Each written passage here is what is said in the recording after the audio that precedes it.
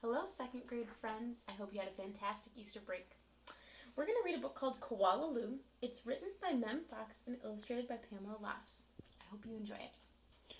There was once a baby koala so soft and round that all who saw her loved her. Her name was Koala Lou. The emu loved her, the platypus loved her, and even tough little Koala Claus next door loved her. But it was her mother who loved her most of all. 100 times a day she would laugh and shake her head and say, "Koala Lou, I do love you." Whenever she stretched in the early morning sun, or climbed a gum tree, or bravely went down the path all by herself, her mother would smile and say, "Koala Lou, I do love you." The years passed and other koalas were born, brothers and sisters for Koala Lou. Soon her mother was so busy she didn't have time to tell Koala Lou that she loved her, although of course she did. Every night as she curled up under the stars, Koala Lou thought about the times when her mother had looked at her and said, "Koala Lou, I do love you." And she longed for her to say it again. One night Koala Lou had a splendid idea. Preparations had begun for the Bush Olympics. She would enter the Olympics. She would compete in the gum tree climbing event, and she would win. And her mother would fling her arms around her neck and say again, "Koala Lou, I do love you." Koala Lou began her training right away. She jogged and puffed and lifted weights and panted. She hung from a branch with one claw at a time till she ached.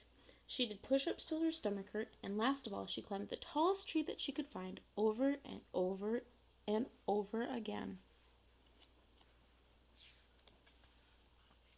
Sometimes her mother would watch her and ask, "How are you going, Blossom?" "Fine, just fine," Koala Lou would reply.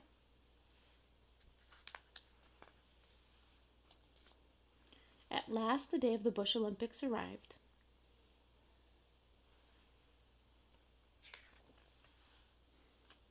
Koala Claus had also entered the gum tree climbing event, and everyone knew how fast she was.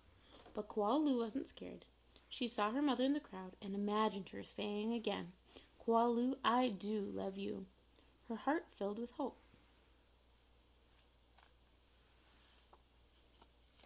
It was Koala Claus who went first. Her climb was a record-breaking 22 meters in 70 seconds flat. The spectators whistled and cheered and wildly waved their party hats.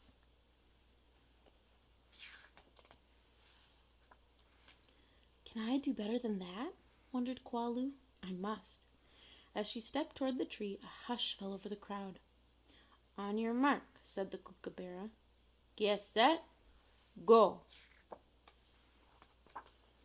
Koala Lou leapt onto the tree. Up and up and up she climbed, higher and higher and higher, faster and faster, until there she was, right at the very top.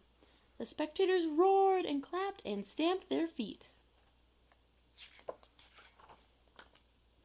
But she wasn't fast enough. In spite of all her training and all her hoping, it was Koala Claus who won the gum tree climbing. Koala Lou came second.